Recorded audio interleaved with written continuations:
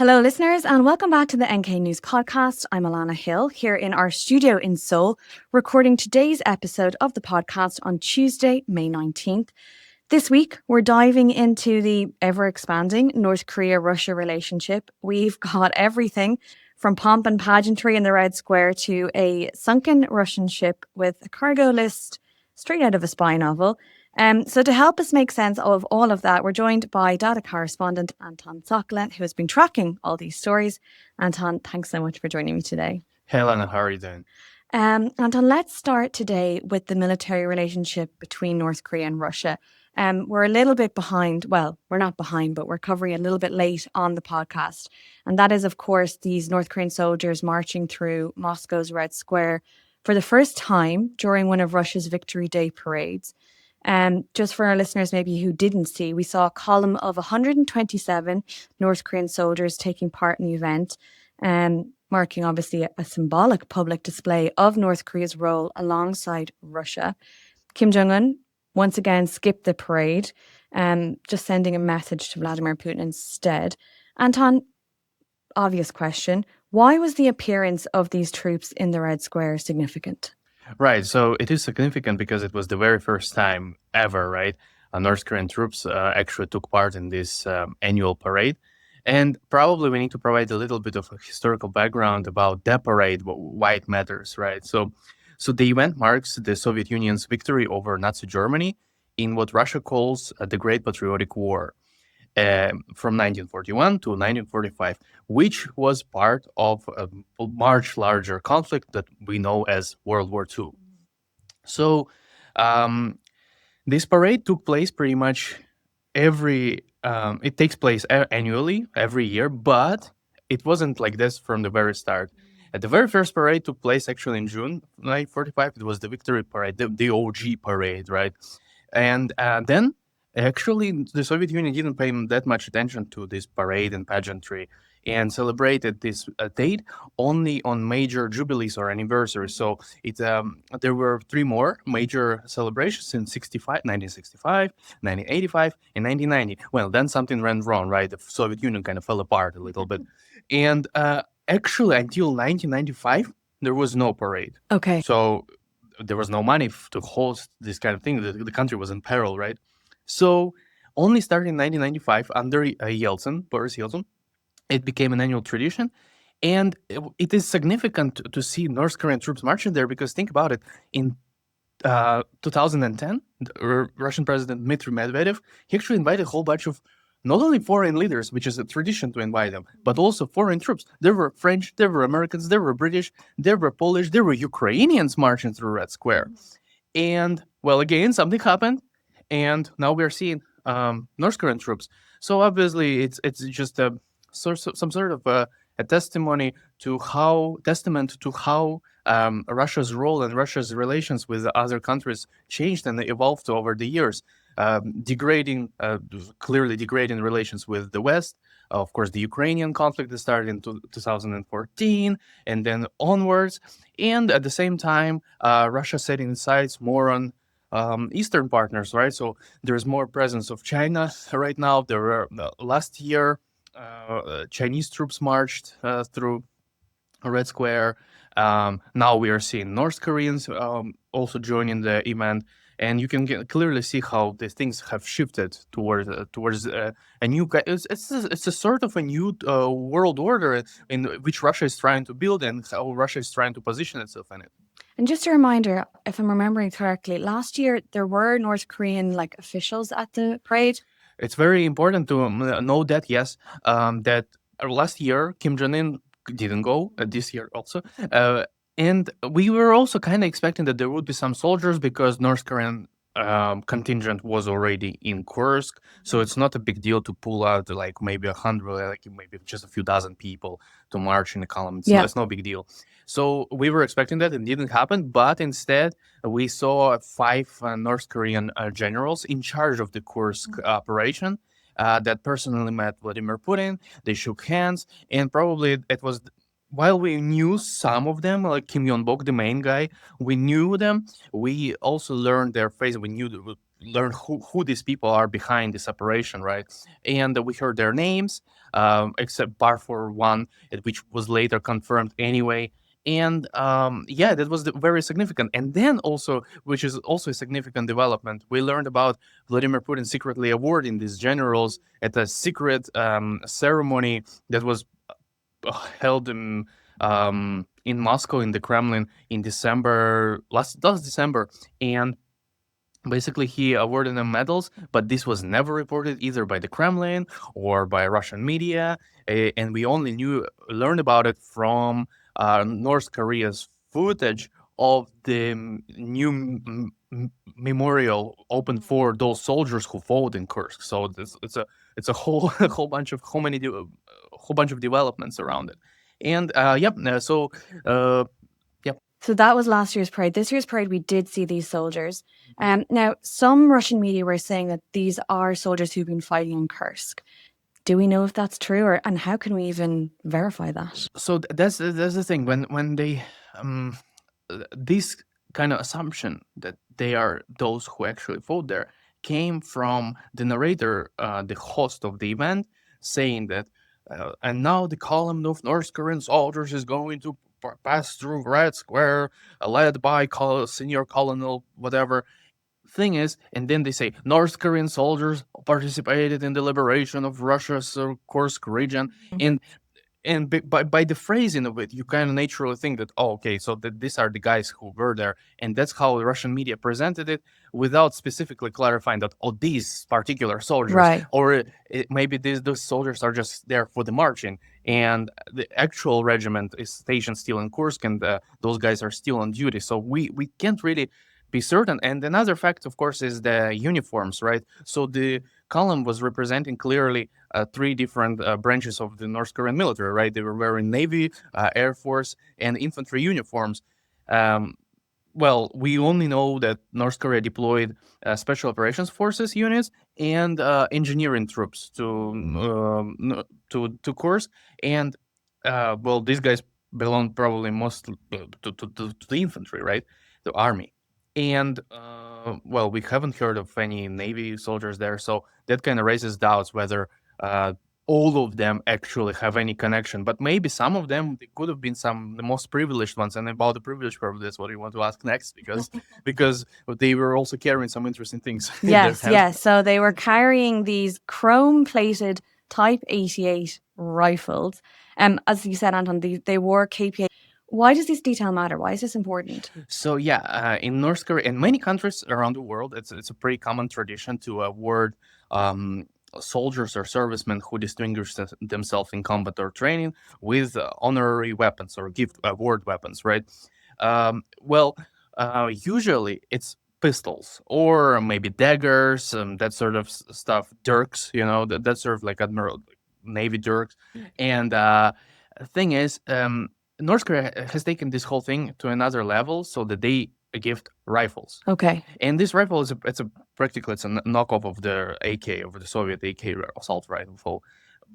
And well, it's chrome plated, and it serves as this memorabilia, right? To award the soldier for their service and to recognize their achievements. In North Korea, this tradition goes back to pretty much to the founding of the state, to the very early days of the Kim dynasty, and yeah, they gift assault rifles, and usually it entails the participation of the leader itself in this ceremony. So it's gifted by the leader. It's not always the case. That's the thing. So so it might lead you to think, oh, those guys got it from Kim Jong Un himself, Right. but it's also not quite the case, because we know that at certain ceremonies, events, and parades and such, they actually also march with those in their hands. And Okay. it doesn't necessarily indicate that they receive them as awards. It's just for the celebration Display. purpose, for Yeah. display, right? For symbolic purposes. So that doesn't really say as much. But you mentioned also the uniforms, and I kind of wanted to touch on that. So yeah, they were wearing their national army uniform, army navy uniforms, and it was in contrast from the February parade when they were last parade in North Korea, when actually there were certain soldiers, probably two there were two boxes one with special operations units and engineers. They marched through Kim Il-sung Square wearing Russian uniforms. We call these uniforms Cifra or and so basically or Tetris because of the pattern. Oh, interesting. Yeah. So it's very distinct pattern. Like Russian people know this Right. camouflage type, and they when they marched, they also carried a Russian flag and a North Korean flag. So it was a display of this symbolic friendship and their I don't know alliance with Russia. But it was a bit different because in Moscow, because my suggestion would be that they did it. They wore their own uniform because they wanted to match their appearance to the grandeur of the event, because it's a big event. It's important. It's a major celebration and all that. So it's necessary to present yourself and carry yourself in a certain way. Maybe that. But at the same time, we could also argue that, well, there were Russian troops who were actually just wearing like combat uniforms, right? So not all of them were wearing parade uniforms. So they could have also done that instead. Before we move on, I do want to quickly ask you about Kim Jong Un not being there. As you remember, Putin met 23, am I right? When he went to Pyongyang? 2024. 2024, excuse me. So kind of feels like it's Kim's turn, right? And obviously this might be a stage where we might expect to see Kim Jong Un. Right. You spoke to experts for your story, and also in your own mind, why do you think that Kim did skip this event? So there is several factors. Well, it's clearly Kim's turn to visit Russia. Right. I doubt that Putin will ever go again unless Kim visits first, because just according to diplomatic protocol and just the tradition, Right. it's his turn. Reciprocal visits. Right. It doesn't have to be necessarily in Moscow. It could be Vladivostok again, or Right, Far East, right. right? It could go to Kosmodrom Vostochny again or something. Which is where they met in 2023. 2023, Right. the year before that, yeah. So technically, it has to happen, and it could happen somewhere in Russia. Putin is flexible; he can fly wherever he wants. But Kim Jong Un is not as flexible. Not so flexible, right? So that's the thing. Usually, he travels by his train, right, armored train, and well, probably one would suspect that that would be the preferred mode of transportation for this event as well. But I mean, it's 8 days by train Right. to reach Moscow. So for 8 days, it's one way, right? So it's over 2 weeks of absence out of the country. So you're out of your office. So you have to be out of the process. You're far away. It's a whole deal, right? So of course you need to delegate your task to someone else, so someone has to be in charge, right? So that's just this administrative kind of procedural problems that you're out of the country for so long. Another problem, of course, and probably that's the major factor, is Russia's current conflict with Ukraine, right? Which leads to us to the point where Ukraine is currently launching lots of drone attacks, Yes, including on Moscow. And in the lead up to the event, there was a lot of talk and kind of go back and forth between Putin and Vladimir Zelensky about who, whether exchange of threats or a little bit of bargaining, whether we should have a ceasefire on May 9th or we should not have a ceasefire. And then Putin proposed the ceasefire. Volodymyr Zelensky kind of upped the game by allowing Vladimir Putin to hold the event. So there was this mutual humiliation and a lot of exchange of these weird vibes between them two. Point is, there was a real risk of Ukrainian drones appearing over Red Square and targeting the event, the participants, and Zelensky himself and members of his administration made pretty much unveiled threats that this was a real possibility. Just before that, like a week ago or a few days before that, a drone crashed not so far from the North Korean embassy in Moscow. So this definitely got reported back to Pyongyang and seriously discussed the repercussions. And of course, we could also probably assume that, all right, if the train is too long, then maybe a jet. Russia could offer him a VIP jet that they go in and out of the country all the time. So that's a possibility. But again, that entails a whole other level of logistical preparations that you need to, because you just arrange for his security detail, his cortege, I mean the limos and everything in Moscow where he's gonna stay. And Moscow is not Pyongyang. You cannot just shush everyone. People will figure out where he's staying. So it entails a whole bunch of other preparations they need to make, and they didn't have that much time. Right. So this time he skipped pretty much as the other time. Just the difference was that last year he went to the Russian embassy and actually gave a speech there, and pretty much he kind of hinted that he actually wanted to go to Moscow, but things didn't work out. And this time he didn't. He just sent his congratulatory message to Vladimir Putin. And right now we know that, well, Russia has extended an invitation to Kim Jong Un to visit the country, and probably now they're expecting, because Russian officials once in a while say something like, "Oh, the visit is in the works, but we will announce you the date later." So we should expect it anytime soon. But we don't know the dates, so it might happen this year, it might happen next year. Who knows? Right. When it comes to the Victory Day parade, though, likely not just logistics in terms of that really, really, really long. And as you detailed in the analysis you wrote, the really, really real risk of drone strikes. So probably safety was a huge component for him this time around. Well, sticking with the military and technology side of the relationship, you also reported this week, it was yesterday actually, that North Korean officials visited a Russian drone training facility in the Far East. Tell us a bit more about this delegation and, what exactly did the North Koreans see at this drone training center? All right. So starting with the delegation itself, it's a regional delegation from South Pyongyang province. Uh, the region is known for its agriculture, so it's one of the breadbasket regions. It's not as good as Hwanghae, but it's still a major producer of major staples for North Korea. So it's big on agriculture.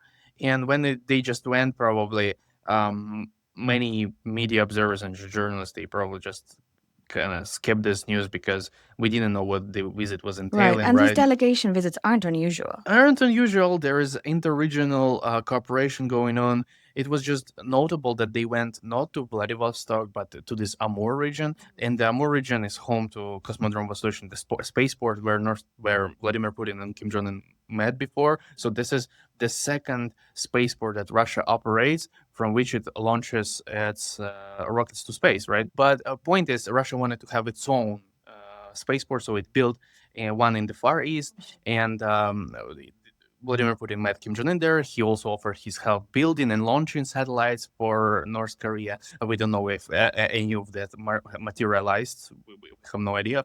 We can assume that there is some help. Point is, this delegation went to this particular region, so it's kind of obscure, but at the same time, it has certain importance. And of course, being from an agricultural region, you expect that they will have some agricultural deals. And they did talk about this. They visited a whole bunch of agricultural places, some medical facilities, all that. But the main thing that stood out, why would the officials from an agricultural region visit somewhere where they actually train drone operators? And well, the Amur region also happens to host a center for what's it called, unmanned aerial vehicles competencies. So it's basically a drone operator training facility, Right. where we know for a fact that it cooperates with the local enlistment office, which is under the defense ministry, and supplies drone operators for the war in Ukraine. But it's not the sole function of the center. So also it functions kind of like a club where kids, also teenagers, can gather and just learn how to fly drones because it's fun, with cameras and everything. Speaking of what they learned there, well, we could see from the display of things is that they saw what we call first-person view drones. So it's when you put on goggles or a monitor, right, and you can actually see what the drone sees on battlefield. And these drones have become super instrumental in the war. They are everywhere. They're pretty much indispensable right now at this point, because of, well, they are cheap. So they're cheap and easy to manufacture. And if you lose them, they're expendable, right? You don't care. You just get another one. And they are deadly. There's very few defenses. This thing that costs like $1,000 can destroy a $5-6 million worth tank, just in a jiffy. So it's a big deal. And of course, we know that North Koreans have paid a lot of attention to this. And this delegation, well, of course, it's hard to deduce what exactly this delegation is going to do with this particular know-how, but the fact that they're going to bring this knowledge and this fact that, well, look, there's Russians and they have this training facility. Maybe we can set up something like that, or maybe we probably should set up something like this, or we could send our guys over there. And we know that Ukraine, for instance, claimed on multiple occasions that Russia does help train North Korean operators. And in the war of Ukraine, we also saw footage of North Koreans. Well, I don't know how efficiently or proficiently using drones, but at least we saw some footage of them using drones. Right. So Yeah, exactly. I mean, we can't say for certain what they were learning at the center. And of course, there's also agricultural applications for drones, so maybe that was something that they were discussing. But as you said, Anton, with the context of the fact that this center is reportedly training Russian servicemen, can't overlook it. And also the fact that we know that North Korea has been working to develop its own drone. And exactly what kinds of UAVs has Pyongyang shown interest in? So in recent years, we can see there's been a little bit of an evolution of North Korean interest towards drones. So because a few years ago, we saw how it rolled out copycats of the US Global Hawk and Reaper. Those are expensive machines. They are big, expensive machines. I mean, in the US, it costs like many, I don't want to say millions, but hundreds of thousands of dollars. It's a very expensive machine. In North Korea, maybe it's cheaper, whatever. We don't know anything about their efficiency because these machines, so speaking in lay terms, right, they should be connected to satellite network and they should be connected to the internet, and it all should be in coordination with the ground control. So it's not just you launch this thing and it does whatever it wants. You have to, everything should be in sync. We don't know whether North Korea has these capabilities. It has only one half-dead satellite spinning around the orbit. So it's a bit of it's another question. Speaking of the evolution, they understood that having these big fancy things, it's not really efficient. If you lose it, you lose it, right? You don't want to lose it. So they turned their sights to um, so it's miniaturization of UAVs, right? So they turned set their sights on smaller versions. So, for example, we know for a fact that they have tested what looked like copycats of Israeli models, Harap and Harpy. So those are launched from a stand. So and they are as deadly, but they are not as big. And again, you can manufacture them quite easily. And well, Israel has been using one of the older variants of this since like the 80s or something. So it's like very old technology. So it's not a secret, and to get your hands on it, it's not a big problem. So they've been doing that, and we don't know how many they have. So I also have to caveat, we don't know how big their arsenal is.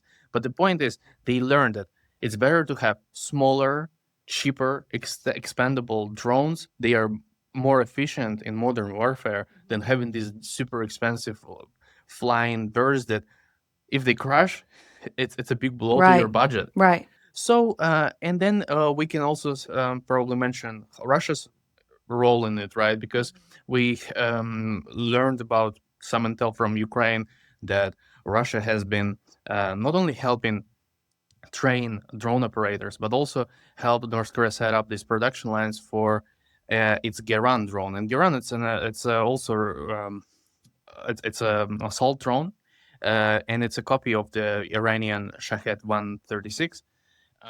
Russia has licensed the thing and modified it already many times. So it's like the Iranian thing, but it's already not quite the same thing.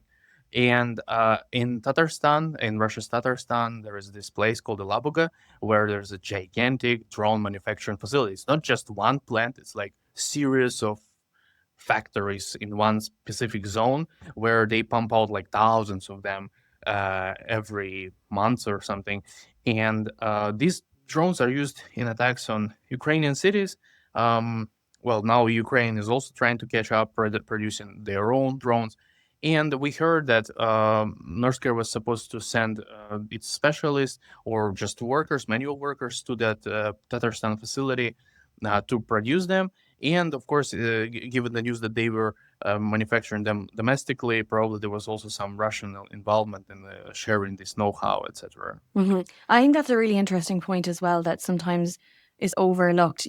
Even if we can't deduce for certain that North Korea has certain UAV capabilities or knows how to use them, the know-how that's being shared and the knowledge that they're able to take from this first-hand experience in Kursk, I imagine is pretty invaluable from a modern warfare standpoint. Sure. Now, Anton, another story you reported on this week looks at North Korean pharmaceutical exports to Russia, specifically Kumdang 5. This is a ginseng-based pill that North Korea promotes as a remedy for a huge range of illnesses. Basically, it sounds like a cure-all. Tell us what exactly is Kumdang 5 and how North Korea markets it. All right. Kim Jong 5, yeah, like you said, it's ginseng-based pill, so it's in the tablet form. Yeah, it says that the North Korean marketing materials say that it cures pretty much everything from common cold or flu to cancer, you Right. know. It's not the very first one and not the only drug that North Korea has touted as like this panacea sort of thing, because there is also Kumdan 2 injection, and which has been also on the Russian market for a while. And it also supposed to help you with pretty much anything. That one is supposed to cure from MERS, AIDS, you name Everything. it. Yes. And of course, we don't know about actually about the efficacy of it, but the fact that it's making inroads into Russia is notable. And Russian online marketplaces, major ones, they actually have it all on sale. So Russians do buy it. And when they buy, they leave reviews. So reviews are a bit split. Some people say, especially it's older people, they say that it helps them. I do not think that it helps them with these particular diseases like cancer and stuff. It just makes them feel better, more like a stimulant, more like, because it's ginseng, right? So it's a natural stimulant. It makes you feel energized. It kind of lifts the mood, and you become a little bit more efficient, maybe at work, etc. But I would doubt whether it has any properties that actually can target that particular ailments. And yeah, they are appearing, and it's been quite a few years. Now we're just seeing that there's more demand, and there is a bit more Russian businessmen, entrepreneurs involved in procuring this, which indicates another thing is that there is a lot of cooperation, right? We don't know how they make those ties, how they link, how they actually come into partnership with one another. But the fact remains that either sort of through local chambers of commerce or the embassy serving as a conduit for that, they actually do get in touch. And individual entrepreneurs, sometimes it's companies, they procure things from North Korea, and including the whole variety of these traditional medicines or these Kundan drugs that make their way into Russia. But again, I want to see some lab report that says, well, this is effective or this is not effective. I have never seen any. Maybe someone should do it. And what I noticed, whenever these drugs appear in Russian official paperwork, they're never actually processed as like, remedies against cancer, because probably the Russian authorities wouldn't let it pass. So they always passes what they call tonics. So tonics, which means probably like the stimulants, just additives, Right. Again, we're not medical professionals. We can't speak to the efficacy of these ginseng pills, but it does seem, I think it's fair to say, a little bit far-fetched when you read the list of what these pills are supposed to be able to cure. It's very interesting, to say the least. And we joke about this in the office, what are they importing? But there is a much broader implication in this, and that is, of course, sanctions. Like, is this a sanctions violation? Yeah, normally products that are plant-based, especially ginseng, they are prohibited from exportation for North Korea. And North Korea is prohibited not only from exporting that, but also from exporting seafood, nuts, and these particular vegetables. So anything that has a plant base, it's prohibited. And of course, it may raise certain sanctions concerns. Of course, it's a minor thing right now. If you take a look at the grand scheme of things. Well, there's military partnership, there is smuggling, there is everything. This is really minor, but nevertheless, those are the restrictions, and um, probably real like professional sanctions experts should put their finger on it and clarify whether this is a sanction violation or not, because in many cases it's very hard to say what's a sanction violation, what's Right. not, how much of that particular drug was actual ginseng, and whether it, or maybe it was a ginseng substitute or whatever. So there is a whole bunch of ways to avoid this question.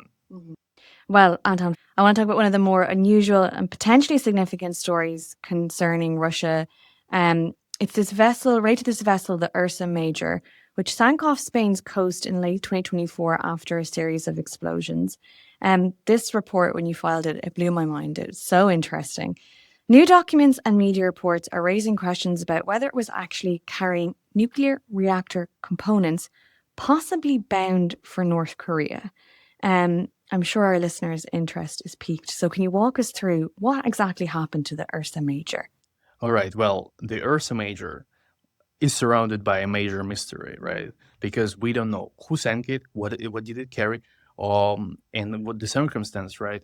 We have very sporadic reports. It's so I have to explain it to our listeners that it's not set in stone. What the story is still basically developing, because there's so many moving parts and still many unknown parts yet. And kind of conflicting reports, it sounds like, too. In some conflicting reports. So, for example, the Russian official position was that it was a terrorist attack by an unfriendly state, right, that caused the initial damage, and then the ship sank, right? And again, this was off the coast of Spain where this happened. Right, it's like the south eastern coast of Spain, 60 miles from the city called Cartagena. Okay. And so it's in between literally Algeria and Spain. Okay. And yeah, so it happened 2 years ago. It only came to light now. Of course, it made a splash back in the day. No pun intended. Yeah, back in the day, of course, because this ship is operated and owned by Oboron Logistics, and Oboron stands for defense in Russian. So it's Oboron Defense Logistics, which means it's under the defense ministry, and it's a logistics provider for the ministry, right, for the Russian military. And by that, it means that the ship could have been tasked with certain military tasks, right? And its previous name was Sparta 3, which was also implicated. It was on sanctions list before, so it had a shady past. Now, when it was passing through, it passed the Gibraltar Strait, the Strait of Gibraltar, and then it sank. Questions kind of multiplied whether it was carrying nuclear parts. How do we know about it? So that's the thing. The first report that alleged this whole story was La Verdad. It's a local Spanish newspaper that allegedly got access to police investigation, right? Records, where they cited the captain of the ship, the Russian man. There were 16 Russian men, 14 were saved by Spanish authorities. 2 more died allegedly in the explosion, or just went missing and later declared dead. So the La Verdad reported that Spanish investigators concluded, they interrogated this Russian captain, and they concluded that there was some initial problem with the ship. Ship started tilting, listing, right? And then eventually there was this explosions in somewhere in the engine room. The Spanish authorities actually boarded the ship, as far as I understand. They went in and they saw this hole, like the bridge, right? They saw it, and it was not big. It's like 50 on 50 centimeters, right? Half meter. So it's not very big, and basically they said that was the cause of the damage. Then they saved the people, left, but then the Russian ships arrived. The Russian warships arrived, actually, and they requested to take over the rescue operation because probably they wanted to salvage the whole thing. It didn't go that well because the ship sank anyway. There was actual footage from nearby vessels that were somewhat like on standby, help assisting with the operation, from foreign vessels, showing how the vessel was listing and everything, how there was fire.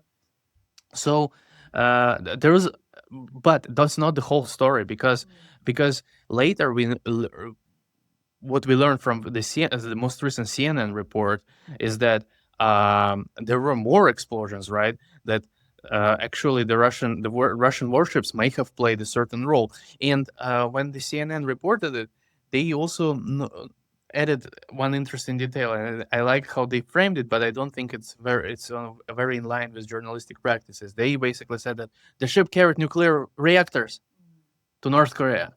Well, that's not completely true, and we're gonna get to that. Now back to the warships.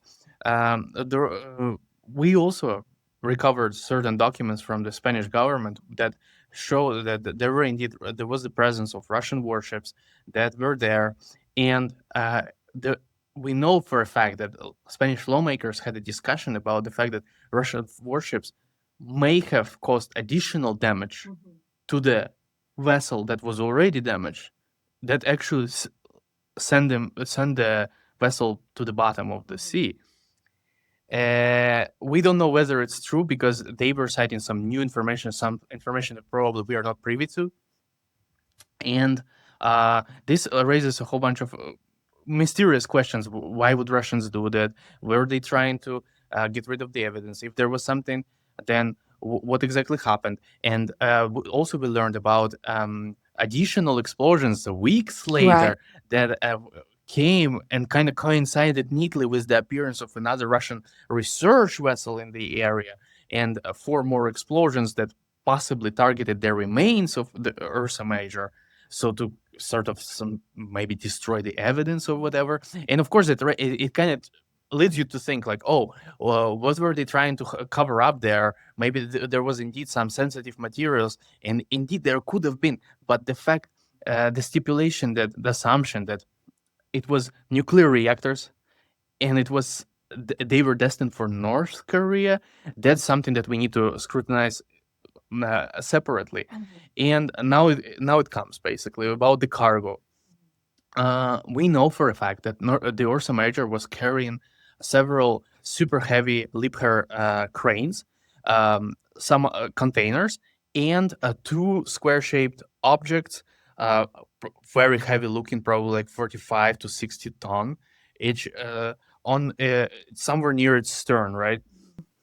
How do we know that, Anton? We actually have aerial footage Okay. and images from the Portuguese Air Force, Right. because they were tailing that vessel and the Russian warships before they entered the Strait of Gibraltar. So we know it. It is very good images. We saw it. The assumption was that these I would call them manhole covers or some sort of well covers. They were the exact things that the Russian captain was referring to in his testimony to the Spanish investigators. Because first he said he wasn't from the official documents from Spain. We know that there was an interrogation of the Russian captain, who said first that the ship didn't carry any nuclear or whatever nuclear related parts. But in the second testimony, he actually said that there were 2 nuclear-related things, and but it's so unclear. They didn't really quote him very well, so it's really unclear what nuclear component. Nuclear component can be anything. Even a simple pipe can be a nuclear component. It doesn't mean that it's a reactor itself, right? And he said that he wasn't sure whether there was any nuclear fuel in it. So we really don't know whether it was a reactor, nuclear fuel, or what was it. And even if it was a nuclear component, then there is another theory that what this thing could be, right? For instance, these 2 manhole covers, they really do match covers for nuclear reactors installed in the Russian icebreaker that is under construction. It's under construction, so they would be eventually installed there. And so that's already raises doubts. Maybe they were carrying it in Vladivostok and that was the ship's actual destination, at least listed destination, Vladivostok. And near Vladivostok, they're building this icebreaker. So that was one thing. Another thing is When CNN reported that there was reactors, they were carrying reactors. Reactor, it's a gigantic machine. You need to see it, and their kind of like implication was that they were implying that it was this particular reactor used in Russian submarines, right? All right, we know this particular model. We know what it looks like. Even though Russia tried to keep it in secret, there's actual footage produced by the Russian Defense Ministry from the actual engine room of submarine that has that particular reactor. We know what it looks like. It's not what was on the stern of Ursa Major. It's just not that thing. It doesn't matter. Yeah, it doesn't match. It's a big thing. So covers for it, maybe, but we know that that particular submarine doesn't have those covers. Then the question of whether it was nuclear reactor component destined for North Korea. All right. So we kind of ruled out that reactors is not really a thing because it just doesn't match. Another thing that, for example, military analyst Joost Ollemans raised to me was that, well, when you build a submarine, and if it's in the case of North Korea building a submarine, you build submarine around the nuclear reactor. It's not something that you just later install. It's a whole project, right? It's so components may be possible. Whole reactor, that's not a thing. And then knowing that these manhole covers do not match what North Korea has, that also raises additional doubts. And again, the Spanish investigators allegedly suspected that this was destined for the port of Rason in North Korea. All right, there is another set of questions then. Why Rason? It's that far up, and North Korea is not building its nuclear submarine. The newest nuclear submarine in Rason is building it in Shinpo, way down south by the east coast. Why not there? There's also port facilities, and if you have these cranes, you could have used them to move whatever. Why Rason even came up? Because probably it's on the news, because we talk about Rason all the time, because Russia and North Korea ship containers in and out of Rason all the time. It's presumably filled with weapons, artillery, and stuff. So there is many incongruences and many blank spaces, right, in this investigation that still need to be filled, and that's what we are working on, because the Spanish authorities, they have not spoken. They basically refused to speak to us. They didn't explain anything. We only know that there is these discussions and there's these testimonies from Spanish lawmakers who questioned their own government about the situation.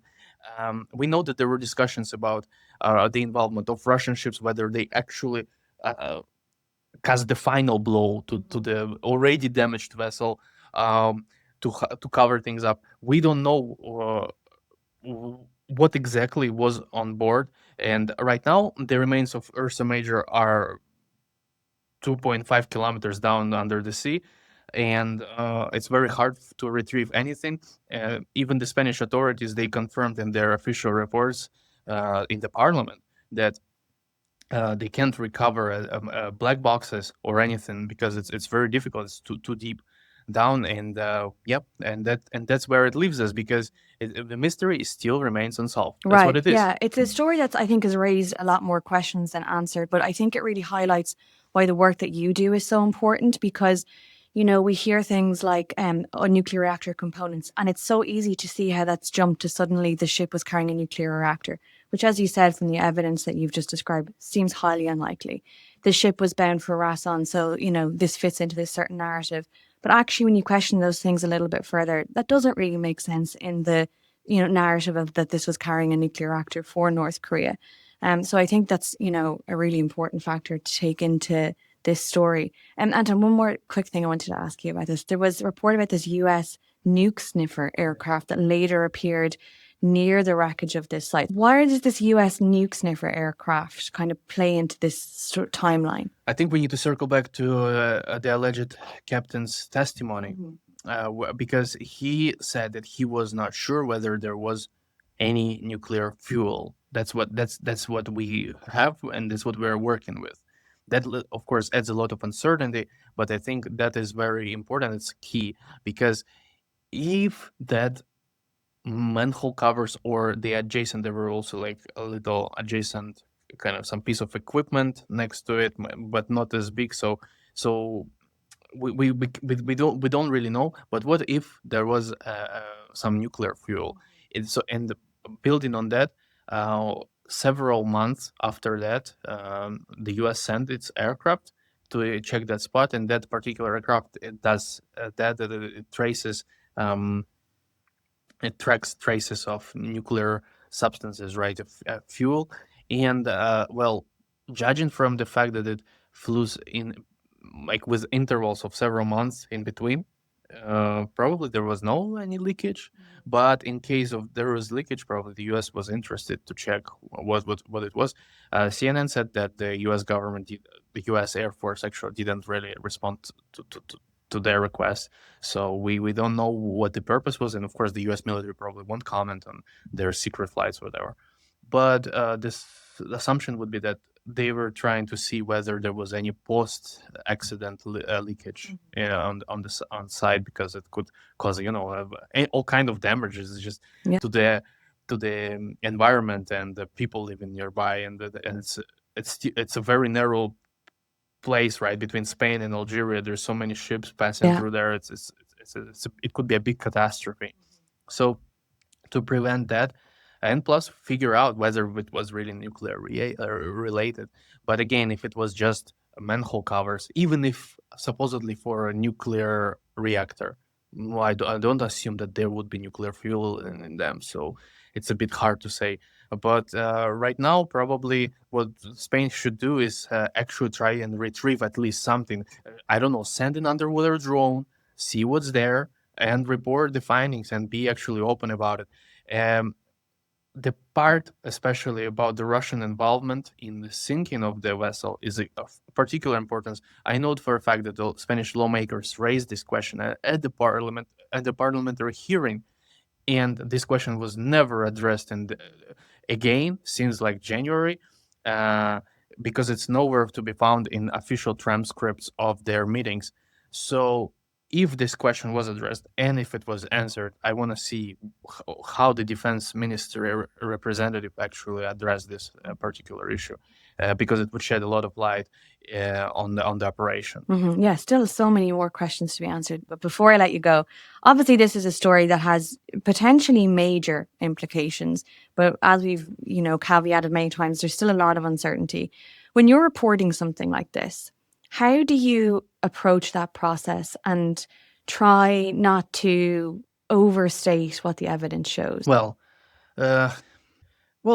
our goal at NK News, and you know it very well, is to work with primary materials, right? So primary sources, and when I see And just for our listeners, sorry, Anton, to interrupt you. For our listeners who don't know, our basically golden rule here is that we don't report a story unless we do have a primary source. Right. So whenever we see La Verdad or CNN reporting something, especially when CNN has literally nuclear reactors in the headline, but in the story it's actually about nuclear reactor parts, we should probably follow some sort of rules and do not just parrot whatever other outlet is saying. So that's why we want to verify everything, right? This process, we had these documents, we had official documents from the Spanish government. We found even more documents than even CNN presented to their audience. We also reach out to officials, we reach out to ministries, we reach out to everyone possible. I even bombarded with messages the chief of the Spanish Coast Guard. Nobody replied, which only speaks volumes to how sensitive this subject is. And that's our process, right? So first of all, rely on what you know, actually, what you know and what you know from official sources.